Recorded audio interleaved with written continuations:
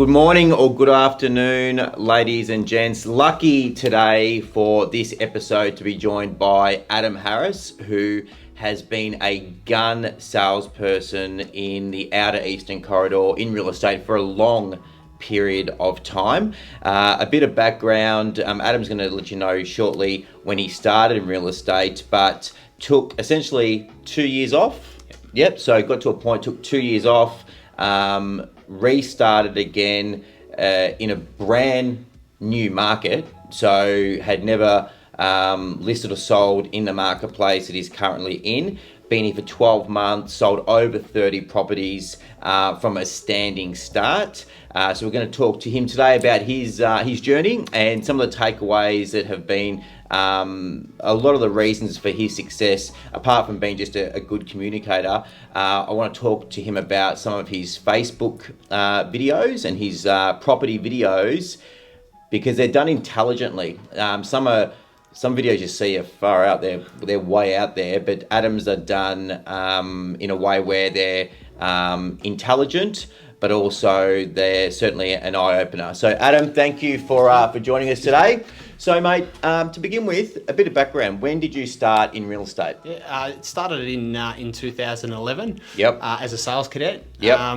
Funny story. I was sort of at the end. I just finished a teaching degree. Realised I didn't have the patience to continue that. Yeah, righto. Primary school or high school? Both. So Yeah. prep to year 12. Yeah, okay. And what were you going to be teaching them? Drama. Yeah, right. Oh, yeah, gotcha. and English. Yeah. So yeah, look, loved uni side of things. Probably Yep. spent 4 months into it. Yep. And hats off to teachers. I couldn't do it. 100%. Yeah. So, I booked an overseas trip. Yep. And I put some resumes in real estate offices, and I got a call probably a week before I'd trekked off overseas from Yep. a real estate office. Yep. Said, oh look, we've got a position available as Yep. a sales cadet, and Yep. sort of doing all the errands and everything like that for agents. Yep. I had to sort of think about it for 2 or 3 days, and, Yep. and made the call to give it a crack. Yep. If it didn't work, I'd be back overseas the next year. So you cancelled your trip to go Yes. overseas? Yeah, got you. Yeah. So when you first started, when you say errands for agents, so what, building inspections, pest inspections? Yeah, Yep. so I was at the time working for probably one of the biggest offices in the inner eastern Yep. network. Yep. So a lot of agents that were there now that have opened up their own offices. Yep. So it's a pretty successful business. So there's a heap of stuff to do. So building inspection, pest inspections. You'd be given a work ute to run around, and I think the sales manager hit us up to go down to I think it was ABC Signs at the time. Yeah, right. One of our sponsors. Yeah. Cha-ching. And went down there and picked up 200 pointer boards, and he just set out over Manningham and just paint the town our colours. Yeah, so bits and pieces like that. So it was good, sort of soaking everything in. Yep. Look, it wasn't real estate in terms of you weren't out there negotiating, listing and selling. Yep. But it was great to be absorbing and learning from some of the best. Do you think that for somebody getting into real estate, Yeah. that is a good start as an assistant or a cadet for the first? How long did you do that for? Yeah, I did that. Look, I did that for 9 months. Yep. I probably, and again, they would have put, and you know me reasonably well. Yep. I got a bit in terms of big for my boots. Yep. I started pushing to take the next stage. Yep. And be an assistant for an agent. Yep. That sort of wasn't forthcoming with the way, again, I did 2011, the market came back a bit after the big boom 2010. Yep. So they look, hold off. I got itchy feet. Yep. And that's where we met. Yep. Went across to Barry Plant to work with one of their Yep. top agents. They said to be given an opportunity to work within a team of 2. Yep. And go from there. So look, I think the cadet channel is a really, really good option to Healthy go down. way, yep. Look, and no different. I've heard of a lot of people that have got into property management and been really, really successful into sales because they've been able to use their authenticity and their people skills. Whereas, like we find with most salespeople, with ordinary at paperwork, coming in from property management, it certainly helps. So when you were a cadet, then went as a sales assistant, and then how long were you an assistant for? Or part of that team for? Okay, I was part of the team from 2012 to halfway through 2014. So, and then when did you come out as a fully fledged salesperson? Halfway through 2014. Okay, so that's when you came out and you're on your own. On my own. Got you. And in regards to, and bearing in mind, with Adam, he's when I said at the start of the video that he's come to a new area, the area that your market now is the city of Casey, but you're selling anywhere in Melbourne, absolutely. By the way, but it's sort of the headquarters is in the city of Casey. So just give the viewers a bit of a understanding as to the average selling price in this marketplace, average days on market, etc. Okay, it's a bit bizarre and a little bit all over the place. Look, there's certain municipalities across Melbourne that again you get a really good gauge where everything's sort of pretty similar. You can go from suburb to suburb across the city of Casey and be dealing with an apartment unit, townhouse, up to a 20-acre rural farm. So it's awesome every day working through here. Average sales, look, I'd love to go through that, but each area is different. We've got properties, and I've never seen that before, selling at 380, 400 grand. But then we're sort of putting away sales in Botanic Ridge between 1.3 and 1.4. So massive difference, but keeps it pretty interesting daily. Well, I can relate to that because I used to live in the city of Casey, so I had the place on Old Coach Road, and then if you go a couple of kilometres in a different direction, the selling prices are significantly different. So I can certainly relate. So with regards to your videos. Okay, so for those who haven't seen Adam's videos, I'd suggest jumping on. They're on YouTube, Are they loaded up? Are they from YouTube then loaded up onto Facebook and stuff? Through YouTube, onto social media. Look, I'm not a tech person, so it happens behind the scenes. But it all seems to go through YouTube.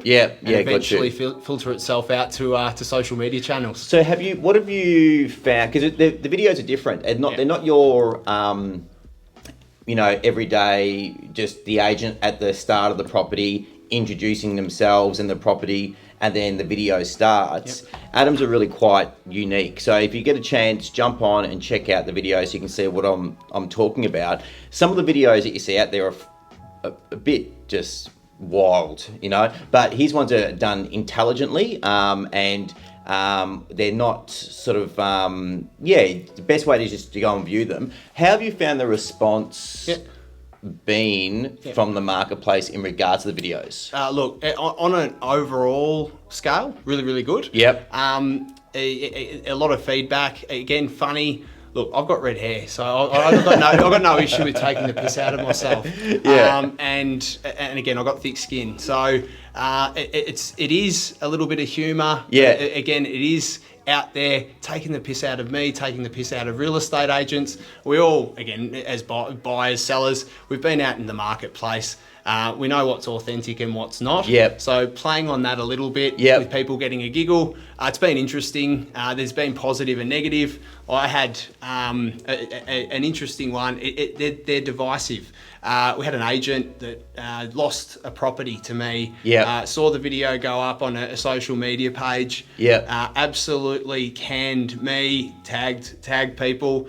And it was funny. You got a couple of people there that thought they looked like clowns. But then they got 60 odd people just attack and sit there and go, what a way of, said, trying to sell the house. And as I put forward in it's not about me. It's not about acting skills.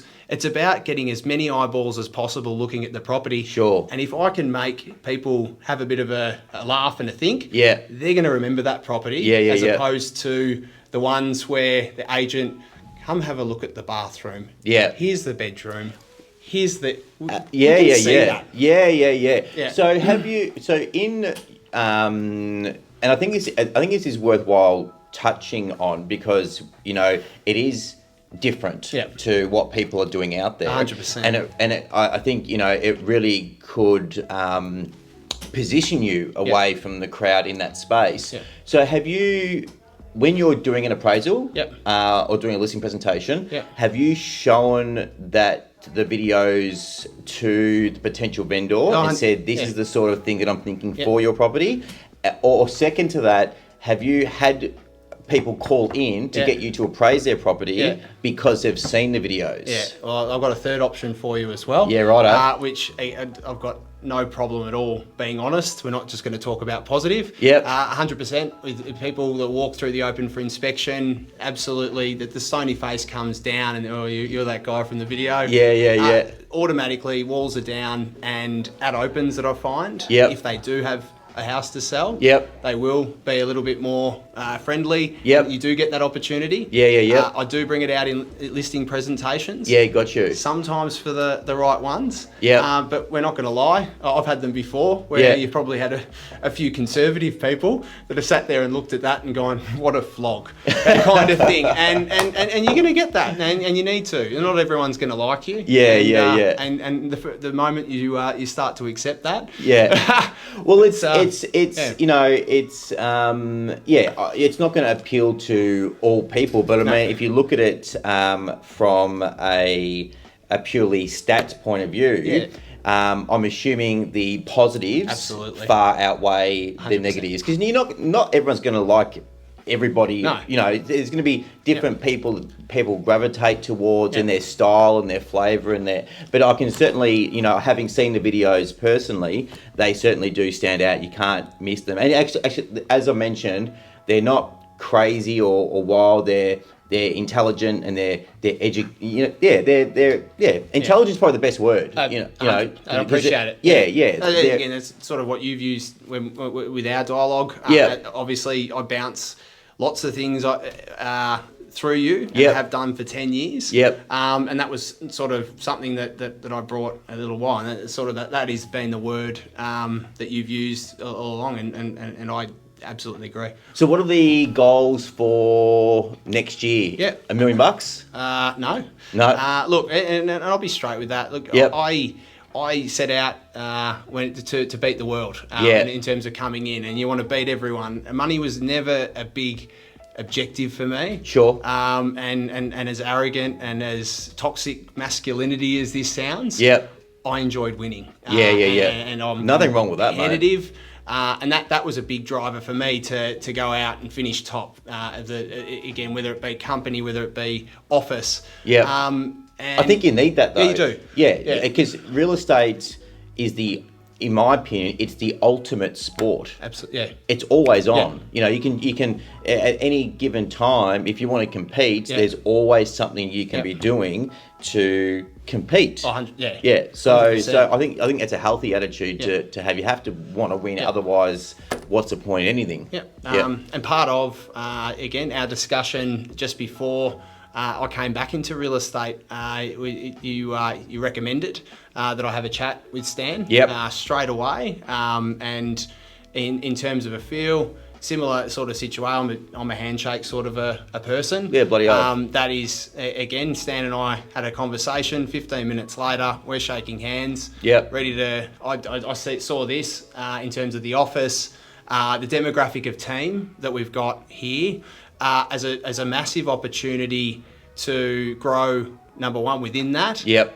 Use my experience, again, coming into a new marketplace, but I don't think, it's not going into a new office so you start down the bottom. Real estate's real estate. Yeah, people understand that I've got 10 years experience. And it's been good that, again, being able to spend some time with the team, helping sort of that side of things where I can. And if I can and be a part of helping the team grow, which is probably a different mantra to what I've been used to in the past, it'll be very, very satisfying to see some growth and start seeing again, Biggin and Scott take over. Well, We can cancel. It's more of a selfless Yeah. role. Yeah. Helping others, Yeah. because it's not all just about you. It's Yeah. about the bigger picture and about Yeah. the greater good of the entire Yeah. organisation, essentially. Yeah. So, with regards to, I want to touch on people coming into the industry. What do you think are key attributes that, firstly, people coming into the industry, or, I guess, tasks that they should be focusing on? Yep. And what do you think are the characteristic attributes of a successful agent? Yep. Cool. Well, on your first point, Yep. I know a lot of people come into real estate, and again, whether they be 18, whether they be 55, seeing completely different demographics of people coming into the industry. Yep. A lot of people sort of sit there with the phone, Yep. don't know what to do. Yep. Look, my best piece of advice, and as much as it sucked at the time, get in, and again, if you can absorb from identify high performers in the area that you want to work, and go approach them and see if there's an opportunity. If there's an opportunity to work with someone you respect, someone that you can see yourself becoming, and I don't mind, it's competitor agency now, but the person that I chose to work with laid me the foundations that I needed, where I was a bit sort of slack and all over. It was just sort of drilled, making sure that the communication was spot on. Again, you've got a great role being authentic, but part of that sort of structure needs to take place. And real estate is that balance of personable and structure. So learn, that would be that. Find somebody who is a heavy hitter. From personal experience, anyway. That's what this is all about, because you're obviously successful. So it's about people learning about what you'd be advising them. So people don't, essentially especially people coming into the industry, they just do the wrong things, especially in that first 24 months. And their entire career sort of they either leave. They get jaded. Or they just are always a mediocre agent because they've never had somebody tell them what to actually do. So your bit of advice, if you're coming in, is find somebody who's good, that you respect. See if you can get a gig with them and just learn and replicate. Sponge. Look, and as much as, again, we live in a world where it's all equality. Nothing beats hard work. I know starting, and again, you can't force people to stay back past 5:30. You can't force people to come in before 9. But I'm telling you right now, I was working 7 days a week, happy to do 10, 12 hours a day, knowing that I've always worked on feeling, and I just had a feeling that something good was going to happen if we kept going with it. And I worked my backside off. And where I say, people talk about wanting to write those sort of figures in 5 and 10 years. I wanted to do it in 2. I want to do it in 4. And prove to myself. And even though I was doing it at the time, I know what I was like when I was doing that build. And I apologise to people that have worked with me in the past where I have been a bit hard and a bit harsh. Where again, I'm used to. You knew what you wanted, and you were going for it. But then you get the phone call to say, well, you can't make me work before 9 o'clock or after 5:30, and I say, also I don't have to pay you bonuses anymore either. So So big takeaways are, one is identify somebody in your marketplace or the marketplace you want to enter.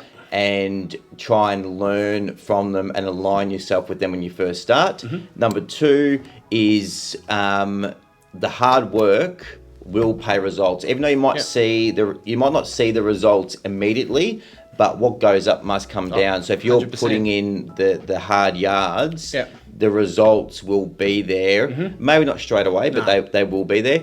As far as social media goes, would you recommend agents, whether they're established or new coming in, to get involved in that space and in regards to doing maybe things a little bit different. Different, yeah. Yep. Yeah, 100. But look, I tend to find that you really need to look within, your authentic self. I'm a little bit, again, of a smart ass, like in terms of my personality type. Yep. So in terms of those videos, Yep. and part of my social media, I can be a little bit edgy, a little bit to center off. Yep. Whereas for someone, it might be a case where they're very analytical, very sort of structured. Yep. And it might be that their audience and the people that they deal with might be very straight to the point and bullet and social media presence is massive for, I think, every single agent, but do not copy anyone in particular's way of doing it. It needs to be your own. Yeah. Otherwise, it won't. 100%. I've seen agents copy and paste things off people's. Yeah. And you've got someone that's been in the industry for 2 months, and without being disrespectful, they're posting all these things about, again, being the lion and being, which is again great in terms of the thought and thinking. Yeah. But it's not consistent with who they are. with who they are. And when you are consistent with who you are in the industry, and I don't need to tell you, you smash it. Yeah. Well, it's interesting because I spoke to somebody about this last week, and it was exactly what Adam's saying is when you are authentic, opportunities tend to arise that are consistent with who you genuinely are. So you can bullshit and fake and try and be somebody else, but if your whole life's living this lie, even the best actors forget their lines at some point in time. 100%. And the reality is that you might get opportunities, but if you're having to live this facade, it's not an enjoyable way of being, mate. No, not at all. So if you can be yourself and bring your flavour to the videos, and people are gravitating towards that, then the chances are they're the people you want to be dealing with anyway, because they know what you're about. There's no bullshit. Yeah. Oh, and look, it's coming back from that and veering off slightly, but again, we've been friends for a while, but never worked within the same office. But coming back to that as well, you understand how a lot of real estate offices are so bland and straight down with company line and everything's the same. It's the same as other agencies. I've never had this before, but working with Stan, he's sort of, as long as you don't make him look stupid. We've got a bit of creative license here to do what we feel. It doesn't have to be totally corporate. Which he's good with, and when it's like that, agents can use a little bit of flair. You do get a little bit of their personality. And again, we're not in the dark ages anymore. People want to deal with people. No, I think it's some really good points. Even on that, I think I've changed a lot in the last sort of 10 years in that space as well, where used to be staunch, corporate attire, black socks, name badge. Where now I'm exactly the same with the guys. As long as because each agent's going to have their own style, their own way about them. So some really important lessons out there. So be yourself. Work hard, the results will come. Align yourself with a good agent if you are just starting out. If you are going to be on social media, make your personality part of what you're about. Some really, really good takeaways. So looking forward to seeing what you do in 2022. I know you've got some huge plans and ambitions and goals for what's happening next year. So 100%. Adam, thank you so much for your time today. Really appreciate it. And thank you all for watching. Cheers.